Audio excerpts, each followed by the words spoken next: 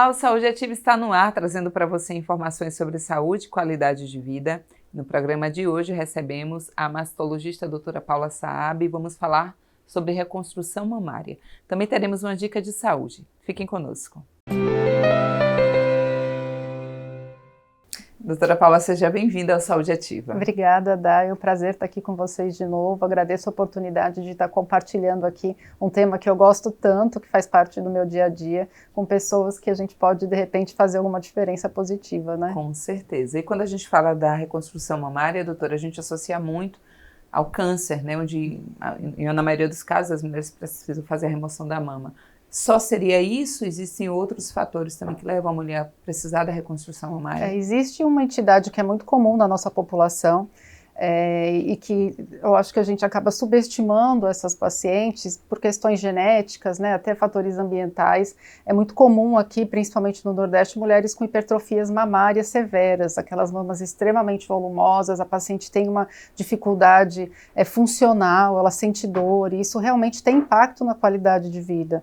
Que são as pacientes com hipertrofia mamária severa, né? Essas pacientes, que a gente pode chamar até de gigantomastia, é uma condição benigna, porque não está associada a câncer, mas elas têm que ser submetidas a um procedimento de mamoplastia redutora, no caso, não por estética, mas por recuperação de função mesmo. Então, a cirurgia reparadora ou reconstrutiva, ela engloba não só a paciente oncológica, né? Também a paciente oncológica. A gente está falando daquelas mulheres que têm as mamas grandes, né, doutora? Eu já vi casos, conheço pessoas que eram grandes realmente a ponto de elas ficarem curvadas, de sentirem muitas dores na coluna. Sim, sente então, dor neste na caso, coluna. é uma reparação em que há uma remoção de parte da mama, é isso? Isso, e elas deixam o que está apto para o corpo da mulher, no caso? Por procedimento cirúrgico, a gente realiza a diminuição desse volume da mama. Por ser uma doença benigna, não tem necessidade de fazer a retirada do bico, a gente consegue, né, fazer a preservação anatômica da mama, retirando o volume e adequando o volume da mama ao corpo da paciente para ela ter qualidade de vida.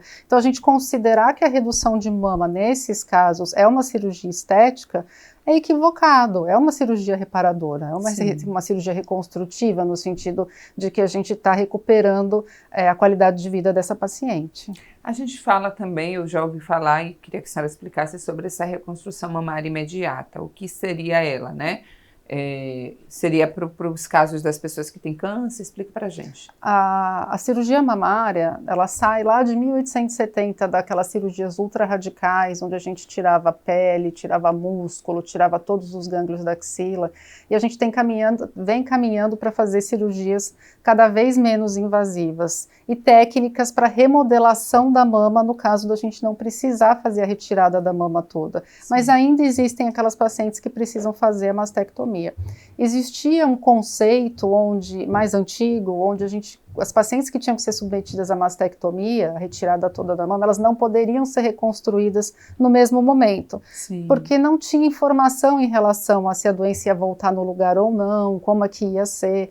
E o que o tempo mostrou pra gente é que é muito seguro, na grande maioria dos casos, fazer essa reconstrução imediata. Então, a reconstrução imediata é aquela que no mesmo tempo cirúrgico a gente faz a remoção da mama e já começa o processo de reconstrução ou consegue completar o processo de reconstrução nesse único tempo cirúrgico. E aí vem a curiosidade, doutora, como é feita essa reconstrução, né? Nesses casos, como a senhora falou, realmente antigamente removia tudo, então agora seria uma parte onde está o tumor. E de onde é tirada essa pele? É colocado um silicone, pele da própria pessoa? Como é que funciona? Existem vários tipos de reconstrução, né? Tem muitas maneiras da gente reconstruir e vai depender da anatomia e da extensão que precisa ser retirado.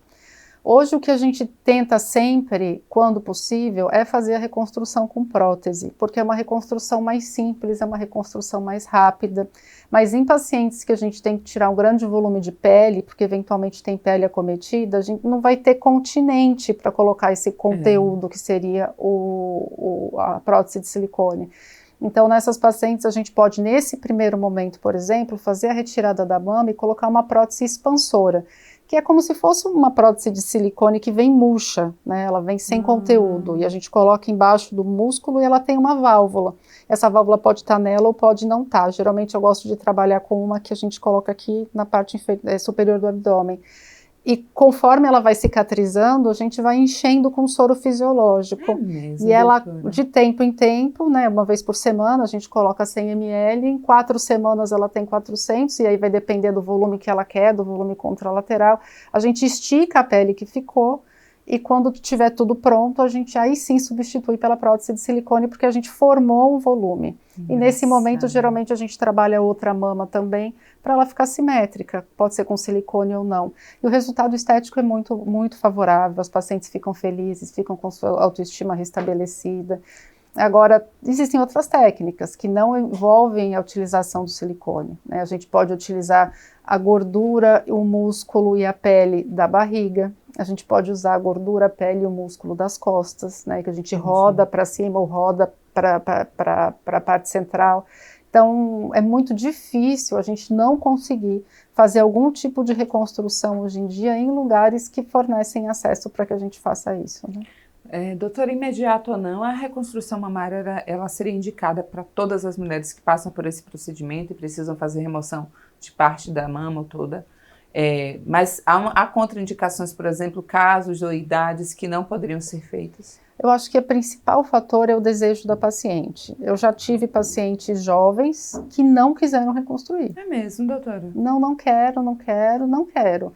E assim, a gente precisa tomar cuidado, porque cada pessoa tem uma interpretação diferente em relação à sua doença, a sua sexualidade, e a gente também não pode criar um conceito de forçar alguém a querer fazer alguma coisa que não de quer. forma alguma. Assim como eu já tive pacientes muito idosas que para elas perder a mama era uma coisa inaceitável.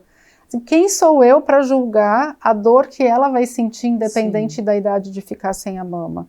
Óbvio que uma paciente idosa tem mais chance de complicar a cirurgia. Geralmente ela não vem só com câncer de mama, é uma paciente que pode ser diabética, que pode ser cardiopata. Então o diabetes, por exemplo, é um fator muito complicador na reconstrução mamária. Verdade. Então a gente tem que avaliar direitinho a vontade da paciente com o quadro clínico em geral, com o tipo de tumor, a localização, o que precisa ser feito, para poder fazer a melhor indicação. Mas o fato é, a enorme maioria das mulheres podem ser reconstruídas na hora que elas são submetidas à cirurgia. Seja uma cirurgia pequena, onde a gente pode fazer uma mamoplastia, por exemplo, e já deixa a mama dela mais bonita, você retira o volume, mas era uma paciente com a mama grande, você remodela o outro lado, e aquela cirurgia plástica que ela sempre quis fazer e nunca teve coragem, de repente ela se vê obrigada a passar por um procedimento cirúrgico que a gente já faz do limão limonada. E é muito comum, as pacientes ficam bem satisfeitas quando a gente consegue fazer isso. E seja uma reconstrução maior, onde a gente tenha que rodar um músculo de algum lugar, tirar gordura em algum lugar para colocar em outro. Então, existem inúmeras técnicas que se adequam melhor a cada paciente. E aí, quando a gente fala o câncer, por exemplo, a gente já trouxe diversos médicos, aqui oncologistas e outros que precisam trabalhar infelizmente, com essa doença, mas a gente sempre fala de equipe multidisciplinar. E aí, quando eu te escuto falando, né, você seria uma parte de um todo, de uma equipe que precisaria trabalhar esse paciente, porque quando a gente fala de câncer, em maioria das vezes os pacientes acham que é um atestado de óbito. Sim. Né? É uma doença realmente cruel. Em muitos casos as pessoas ficam bem, têm uma vida saudável, em outros não há mais essa possibilidade, enfim.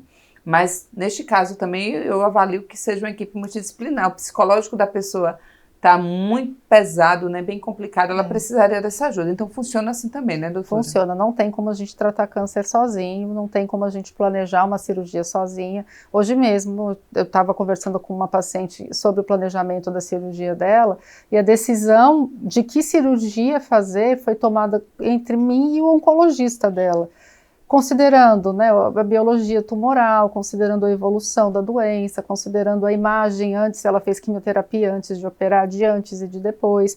E por mais que essa imagem tenha sumido, a gente achou mais seguro que a mama dela fosse retirada e a gente reconstruísse com um expansor. Essa paciente, ela tem que passar por uma avaliação psicológica. Não é raro a gente ver paciente, por exemplo, que fez mastectomia e adenectomia do outro lado, que é quando a gente tira só a glândula e coloca silicone, que é uma cirurgia preventiva, por exemplo. Tem muitas pacientes que optam por isso. E a gente tem que ter cautela, porque não é uma cirurgia isenta de complicação, né? Tem muitas pacientes que depois, mesmo com a mama bonita, elas não se enxergam mais como elas mesmas, elas passam por um processo de reaceitação que precisa de avaliação psicológica. Precisa de avaliação nutricional para o pós-operatório evoluir bem, porque essa paciente não pode ganhar peso, né? Então, precisa de fisioterapia pós-operatória. A fisioterapia pós-operatória faz toda a diferença. A fisioterapia especializada em cirurgia oncológica da mama, especializada, faz diferença no formato da mama, na mobilidade da paciente, na drenagem linfática de um membro com a axila esvaziada. Então, essa abordagem, ela é muito complexa, mas quando você trabalha com um time bom, é muito gostoso de fazer. E aí eu fiquei com uma curiosidade, aí fiquei com uma dúvida, na verdade. Você falou sobre retirada da glândula de um lado para remoção dessa glândula para colocar prótese. A gente está falando de um caso em que a paciente teve um câncer de um lado, em que a outra estava tudo ok, ela já retira para evitar o problema futuro, seria isso? E isso é uma vontade relativamente comum de muitas pacientes que estão tão assustadas de terem o câncer de um lado, que têm pavor de ter o câncer novamente. E aí a gente precisa conduzir muito bem essa paciente, porque é natural o desespero e a ansiedade daquele recém-diagnóstico, né? Ela está vivendo aquela dor, e você tomar decisões em vigência de transtornos de ansiedade que a doença traz é muito complicado. Então a gente tem que conduzir essa paciente conforme o risco dela, conforme as evidências, para que ela tenha o melhor tratamento. Então pacientes que têm mutação genética, que têm muito risco de ter câncer de mama contralateral, elas têm a indicação de fazer essa cirurgia profilática do outro lado. As que não têm, a gente tem que pensar com muito cuidado, explicar para ela que a chance dela ter um câncer de mama do outro lado não vale a pena o risco dessa cirurgia complicar, porque pode complicar e você perder a reconstrução de uma mama que não estava doente é muito dolorida. E aí eu vou trazer também uma outra questão, que são essas remoções, não sei se seriam da glândula ou da mama, em caso de mulheres que não têm problema, mas que já teve na família. Mas a gente vai esclarecer essa dúvida já após o intervalo. Fiquem conosco.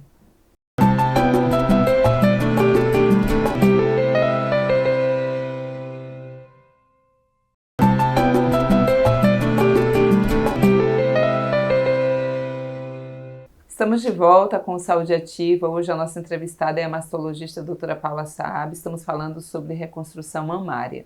Perdeu o primeiro bloco? Não tem problema algum. Vai lá em nosso canal do YouTube, coloca a Câmara Municipal de Aracaju. Você pode assistir a reprise deste programa e de outros. Semanalmente a gente recebe aqui um profissional da área da saúde que esclarece uma dúvida para você.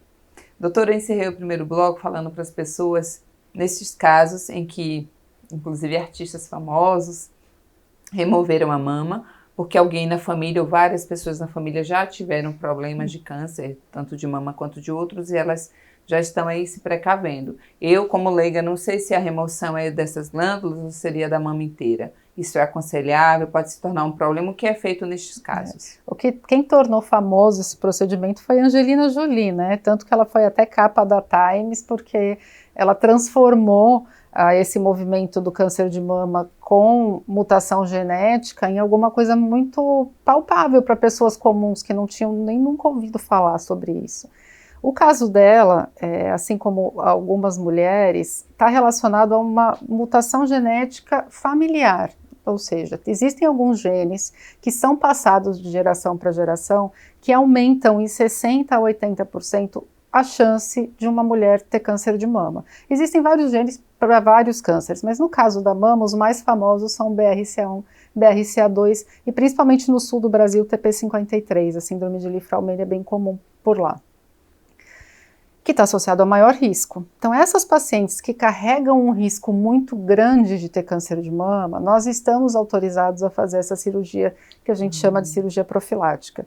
E ela não é uma mastectomia que a gente tira a mama toda, porque a gente preserva a pele e preserva bico. Então nós conseguimos, é como se fosse uma laranja que a gente tirasse o recheio e deixa o resto. Entendi. E esse recheio é substituído no mesmo momento por silicone. Entendi. Como a Angelina Jolie fez parecer como se fosse uma cirurgia plástica muito simples, e ela é linda, a gente trouxe esse conceito, e aí a gente tem que trabalhar, que é uma cirurgia simples de ser feita, que você pode fazer e que vai ficar parecendo Angelina Jolie, mas esse é um conceito muito perigoso da gente trabalhar, porque qualquer cirurgia de reconstrução, ela tem chance de complicar. e você perder uma reconstrução de uma paciente que não tinha um risco aumentado para câncer de mama, que você não consegue justificar, é muito dolorido para a paciente e para a gente que fez a cirurgia também. Então, isso tem que ser muito bem conversado. Quem são as pacientes que têm indicação de fazer esse procedimento? É um procedimento onde a pele sofre, o bico sofre, porque muita da vascularização da mama, ela vem do tórax, né? Sim. E quando você tira a glândula, essa pele acaba sofrendo com a diminuição da irrigação. Aí você coloca um silicone que pressiona ela ainda. Então, existe uma chance dessa pele não aguentar, de expor a prótese e acabar perdendo essa reconstrução. Então, precisa ser muito bem... A paciente que precisa ser submetida a esse procedimento precisa ser muito bem identificada. É uma cirurgia demorada essa da reconstrução, doutora? Dura horas? Depende da técnica e depende da paciente. Se você pega uma paciente com mama pequena para fazer a adenectomia e colocação de prótese, você vai dar mais ou menos 1 hora e 10 cada mama. Então acaba não sendo. Sim. Agora, se você precisa rodar um retalho de grande dorsal das costas ou um retalho abdominal, aí já vai para uma cirurgia de 6, 7 horas. De reconstrução. De reconstrução. E visivelmente falando, há grandes mudanças, né? Porque em alguns casos fica aquela marquinha, alguns cortes.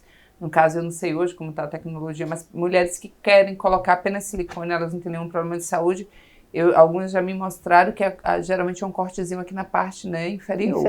Neste caso de reconstrução, o que é que muda no seio da mulher? Depende da técnica. Se a gente precisou retirar o complexo areopapilar, se precisou tirar o bico, ela vai ficar com uma mama sem bico, né?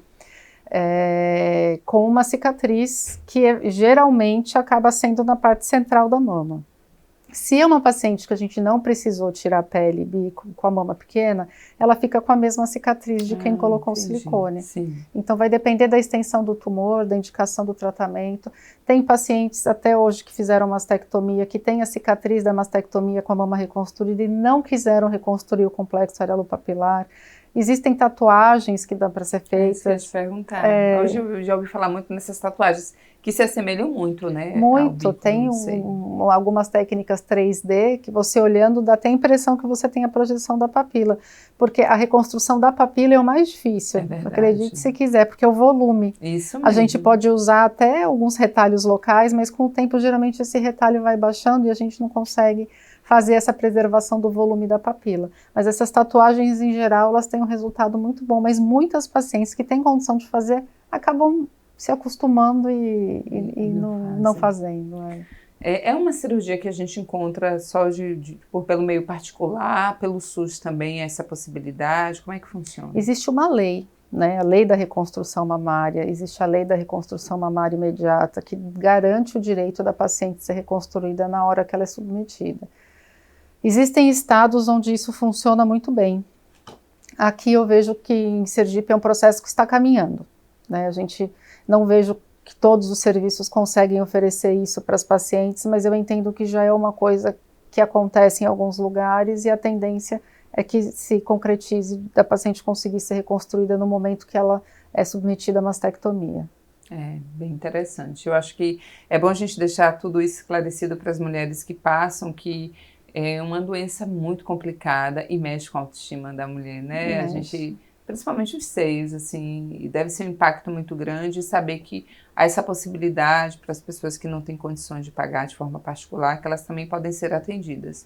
Isso é muito importante. Eu queria trazer uma pergunta que eu deveria ter feito, inclusive, no começo, e acho que é de suma importância para que as pessoas também fiquem esclarecidas. A gente ouve falar da ginecologista e sabe qual é o papel dela, mas a mastologista talvez muitas pessoas não saibam, doutora. Então, assim, qual é o papel, inclusive, né, da senhora nesta relação com as mulheres? A mastologia, ela no Brasil derivou da ginecologia, né?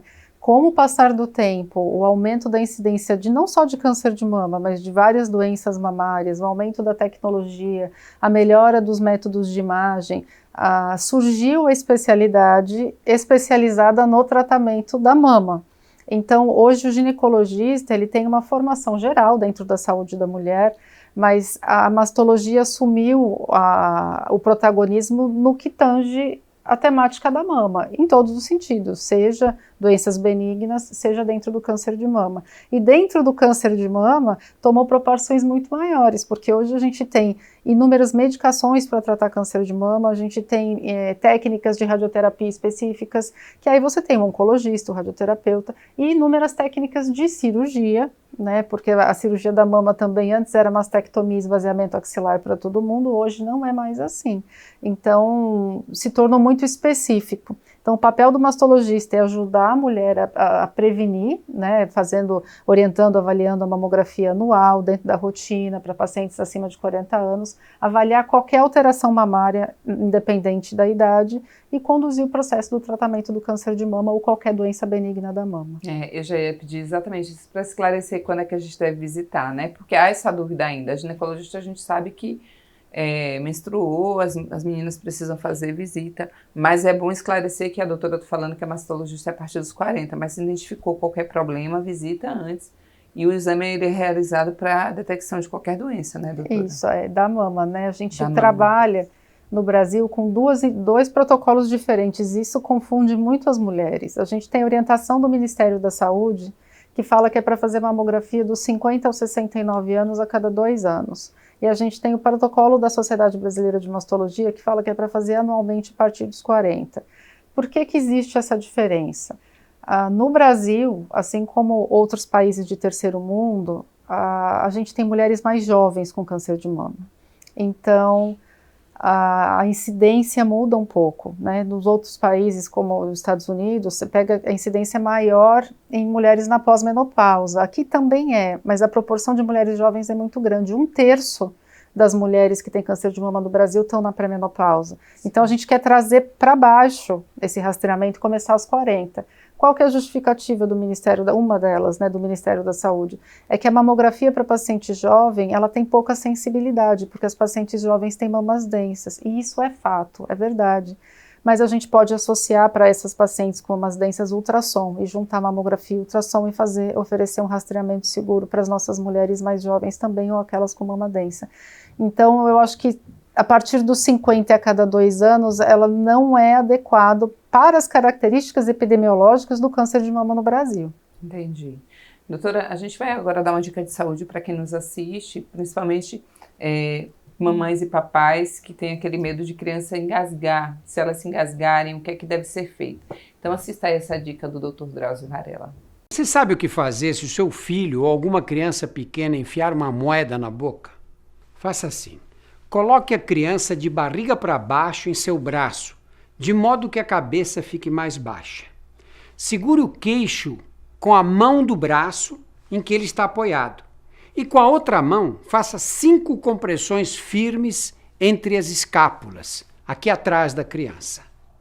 Se a manobra não der resultado, vire a criança de barriga para cima, deixando a cabeça mais baixa. E com 2 dedos, faça 5 compressões no tórax, bem embaixo da linha imaginária que liga um mamilo ao outro. Se nada disso funcionar, ligue para o resgate 193. 193, o mais rápido que puder. Muito bacana essa dica, inclusive a preocupação que a gente tem com os filhos, né, doutora? Falando sobre a questão da reconstrução, depois que a mulher reconstrói, tem uma outra dúvida que eu já ouvi falar, inclusive, que elas têm, a sensibilidade. Fica igual? Porque até mesmo na questão do silicone, sem ter nenhum problema, as mulheres se preocupam muito. Depois eu tenho a mesma sensibilidade, a gente tocou aqui, sente. Fica igual? Muda alguma coisa? Muda. Não, quando a gente eventualmente faz a retirada do bico e da areola, que é realmente onde existe a sensibilidade, obviamente, né, ela vai perder. Mas mesmo quando a gente faz essa cirurgia que tira só a glândula e deixa a pele e o bico, tem algumas mulheres que perdem permanentemente essa sensibilidade e tem algumas mulheres que acabam recuperando. Não existe muita receita de bolo assim para fazer igual, cada corpo responde de um jeito diferente, mas o risco de ter alteração de sensibilidade é razoável, porque você acaba cortando, né, toda essa inervação quando você faz essa retirada. Eu tive o prazer e a oportunidade de fazer um fellow na Cleveland Clinic no ano passado, e a gente fez esse tipo de cirurgia com preservação do nervo areolar. É uma técnica extremamente difícil, é difícil a gente conseguir identificar, Mas atualmente eu tenho tentado, né, às vezes a gente consegue, às vezes a gente não consegue, identificar esse nervo para tentar manter o máximo da preservação da sensibilidade. Mas não é uma técnica simples, não. Eu imagino que deve ser muito difícil e isso mexe muito com a autoestima das mulheres, né, doutora? Sim, tem mulheres que têm muita sensibilidade no bico do peito, na areola, tem mulheres que não. Tem mulheres que isso é importante, tem outras que não. Então, acho que quanto mais a gente conseguir preservar, tendo, claro, segurança oncológica, que quando a gente está fazendo uma cirurgia para câncer de mama, a nossa prioridade, eu sempre explico isso, eu vou deixar o mais bonito que a gente conseguir. Né? O objetivo da reconstrução é você deixar uma paciente usar uma blusa, usar um maiô, usar um biquíni, usar um sutiã, e ela se sentir bem, ela se sentir à vontade e aquilo passar imperceptível. Nunca vai ser igual a mama ou contralateral ou a mama anterior. Às vezes, no caso das que a gente consegue fazer mamoplastia, a mama fica até mais bonita, mas a reconstrução da mastectomia em especial, ela tem esse objetivo de deixar a paciente simétrica, mas ela nunca vai ficar igual. Isso tem que ficar bem claro, porque a paciente nunca passou por isso. É verdade. Então, ela tem uma expectativa que a gente não sabe qual é. Então, a gente precisa colocar o pé no chão, explicar direitinho como vai ser, o que pode acontecer, quais são as complicações ou não. E a maioria delas, quando a gente conversa abertamente, elas ficam muito satisfeitas com o resultado. Doutora, quando a gente fala dessa reconstrução, principalmente imediata, a gente sempre fala do câncer, que tem que aguardar os 5 anos para ver se ele não retorna. Quando a mulher ela faz essa remoção, seria através desse nervo que as mulheres têm a doença. Então, tive o câncer, fiz a reconstrução, mas não há uma possibilidade futura de que eu tenha novamente, né, o câncer de mama? A chance do câncer de mama voltar no mesmo lugar é igual para mulheres que fizeram reconstrução ou não. Ah, entendi. Por isso que hoje a gente, assim, é muito difícil você não indicar a reconstrução imediata, a não ser que sejam casos absurdos, entendeu? Porque durante aquele período que ela não vai ficar aguardando 5 anos e autoestima, porque aí vai vir também, inclusive, os problemas psicológicos de se olhar e não se achar bonita, né? A chance de voltar é a mesma, né? Então, porque quando você faz a mastectomia, quando a doença volta, geralmente ela volta na pele. E a pele vai estar lá na mastectomia ou na mama reconstruída. Entendi. Então, a segurança oncológica da reconstrução, com o passar do tempo, foi um processo, né? Ainda hoje a gente tem alguns médicos mais antigos que ainda seguem essa de que não pode, tem essa dificuldade de reconstruir na hora, de indicar a reconstrução imediata, porque traz essa cultura que perdurou por muito tempo de que era mais arriscado para a paciente, mas o tempo os estudos mostraram que a segurança oncológica é a mesma. É a mesma, entendi. Doutora, a gente precisa encerrar, assim, teria outros assuntos e outras perguntas, mas eu queria que a senhora deixasse um recadinho para quem nos assiste agora, aquelas mulheres que estão passando pelo processo, aquelas que acabaram de descobrir que está com câncer de mama, inclusive outros, mas assim, a dica para aquelas que estão aí tristes, e achando que vai ficar sem a mama, que vai ficar com cicatriz, que a vida não vai voltar a ser como era antes. Eu acho que em todo momento de fragilidade ele precisa de força e de uma rede de apoio boa, né? Então eu diria para você que está passando por essa situação, fique forte. Hoje a grande maioria das mulheres que têm câncer de mama, elas se curam. Hoje existem técnicas para diminuir, né, defeitos estéticos, cirurgias reparadoras, para que você fique com sua autoestima, para que você continue se sentindo mulher, para restaurar aquilo que é importante para você. E isso é lei. Então, corra atrás de seus direitos, corra atrás de você conseguir o melhor tratamento que você merece, porque essa fase vai passar. Vai passar sim. Doutora, obrigada pela sua participação, tá? Obrigada, Thay, pelo convite. Estou sempre à disposição aqui para a gente conversar. Eu adoro, inclusive. Que bom. Durante todo o programa também a gente passou as redes sociais da doutora Paula. Se tiver dúvida, vai lá, pergunta, esclarece e não deixa de visitar o médico regularmente. Como ela mesmo disse, mastologista você vai a partir dos 40, mulher. Mas se tiver algum probleminha, visita antes. A prevenção é o melhor caminho e muitas coisas a gente consegue evitar se você vai com frequência ao médico, se você já faz uma avaliação prévia e detecta qualquer problema com antecedência, as chances de cura são bem maiores, né, doutora? Com certeza. Esteja sempre atento à responsabilidade sobre a nossa saúde. É nossa, não terceirize nunca, é a gente que se cuida. Isso mesmo, cuida da saúde, que é o que a gente tem aí como prioridade na vida. Obrigada, doutora. Em breve, Saúde Ativa estará de volta trazendo para você informações sobre saúde e qualidade de vida e eu te aguardo até lá.